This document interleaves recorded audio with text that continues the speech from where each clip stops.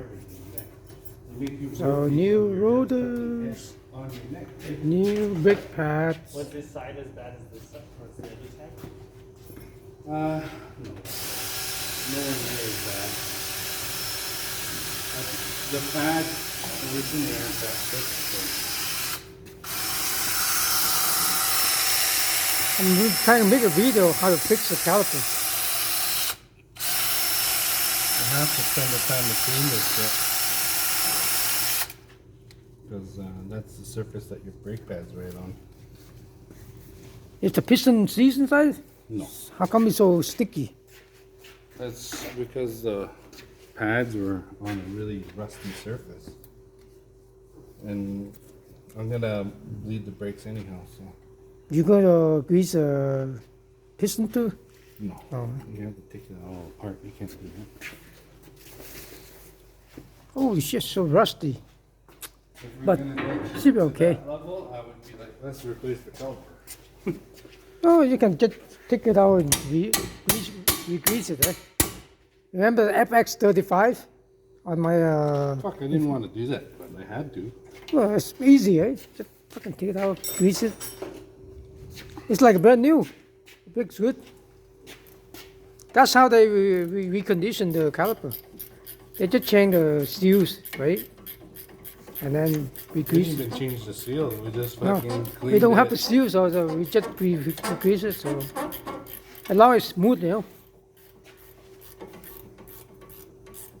All I did was remove the varnish off the cylinder walls, and that's it. Well, the problem with a lot of big shop, right? When they replace the pad and the rotor, they never re-grease the pins.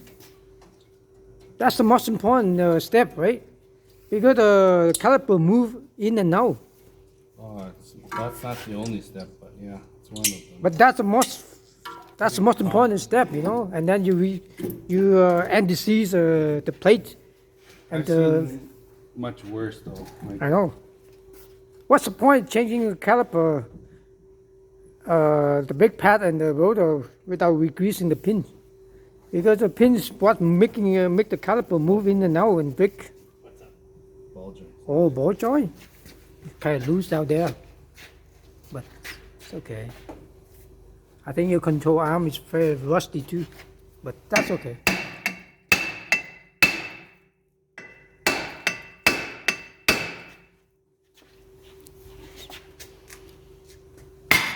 Oh, so what happened? It was this one is rusty inside, right? Mm-hmm. That's why it's kind of hard to take it out. So we have to anti-seize this area too. Oh, I anti-seized it before, and I'm just gonna re-anti-seize because there's no corrosion buildup. It's Yeah. just got a little stuck. So it helps you, next time you take it out. Yeah. A lot of other shop, when they replace the rotor, they never anti-seize. So that's why it's rusty, yeah? And then it's seized inside. One of the most important steps is to clean the hub. Clean hubs too, You right? know how many Hub people rings. do it? Almost nobody does it. Yeah. Yeah. Because people are lazy, man. They want a shortcut. They want to get the money. Get the job done. I clean this. Re-grease because it, anti-seize. I put anti-seize just to make sure it comes apart for next time and it doesn't corrode and doesn't stick together. Because we live in Canada. Yeah. A lot of salt, a lot of water, moisture. Well, we get We're not living in California, so this is Canada, so it's important that we seize it. Anti-seize, they call it anti-seize compound. So what happened is it's rust here, and then the hub rings all rusted, so hard to take it out.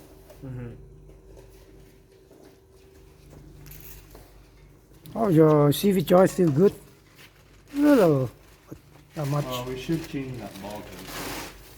Ball joint here, down here. Right there, ball joint. Mm-hmm. Oh, yeah. Loose, but just okay. Next time, after winter.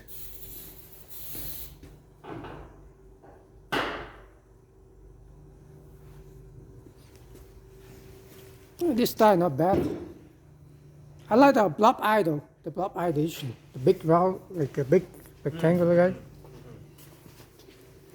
We never changed ball joints before, hey? No. I don't. New rotors. But if we're gonna do it, most likely we should do both sides. Yeah. You know, it's gonna wear out the same rate. Yeah. Yeah. Might as well make sure it's all good. This is Amin's, eh? Amin Star rotors.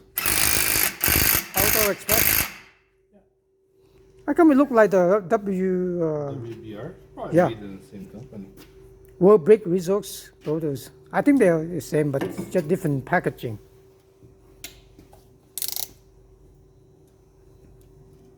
Yeah, sometimes you just gotta make sure that all these are clean. Because it doesn't take much for it to fall apart. Also, why is my brakes so worn out already? It's because no one spent the time to clean it.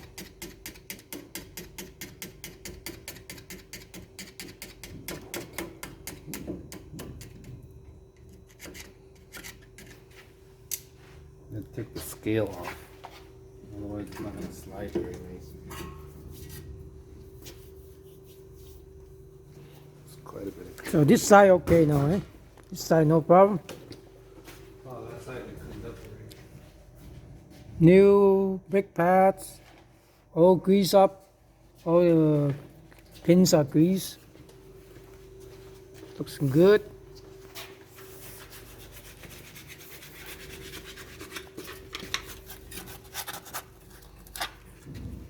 Right there, all rust inside.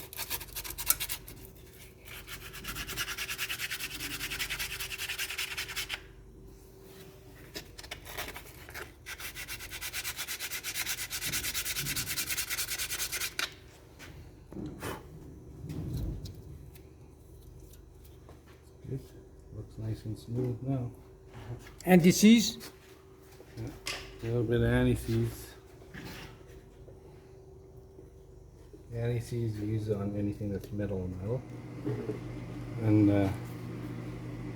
I always put it on the sliding surface for this style of caliper. Oh, okay. I also put anti-seize on the brake pad surface, so when the piston touch it, it helps, you know. I don't do it like that, no. As long as you have some sort of anti-seize or grease, it will help. Instead of metal against metal, eh? For me, if you really want like a cushion between that and the piston, what you can use is just use some silicone, and the silicone will build a barrier between that and the brake pad. But by the time that happens and that piston is completely rotten, you might as well just replace the caliper. I used to do it before just for I just give it a layer of anti-seize, you know. I just did it for dampening the sound. Yeah. Because it gives it a little bit of a cushion. Change the frequency a little bit. Yeah. But that's all I ever used it before. But nowadays with brake pad technology, you can buy the cheapest brakes and they'll still be fucking not as noisy.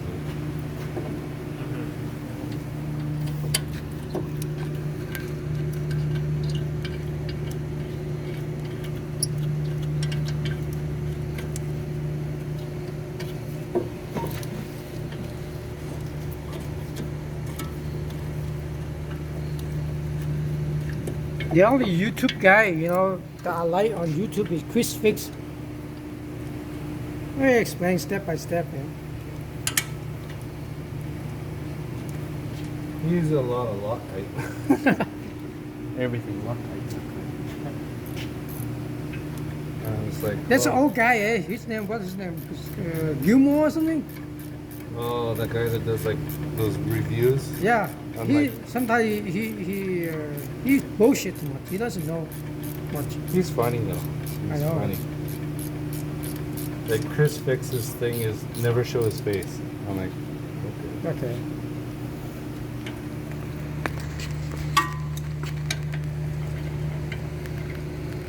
Tighten the calipers.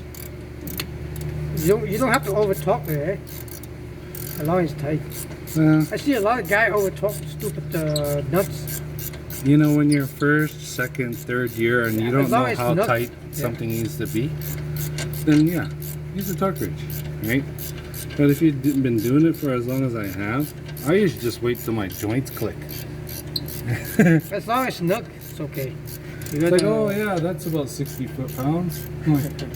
I heard my index finger clicked a little bit. I see a lot of guys over talk there, fucking real look nuts. Break the whole screw, you know. Over talk it. You don't need to over talk it. It happens in the Philippines all the time.